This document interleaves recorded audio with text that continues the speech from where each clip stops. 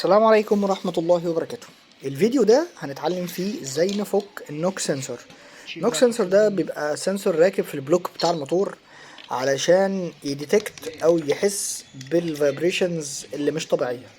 هو بيحولها لسيجنال كهرباء يبعتها للكنترول، فالكنترول يحدد على اساس السيجنال اللي جايله دي في مشكلة، في حاجة، في فايبريشن زيادة نتيجة مس فاير مثلا ولا حاجة.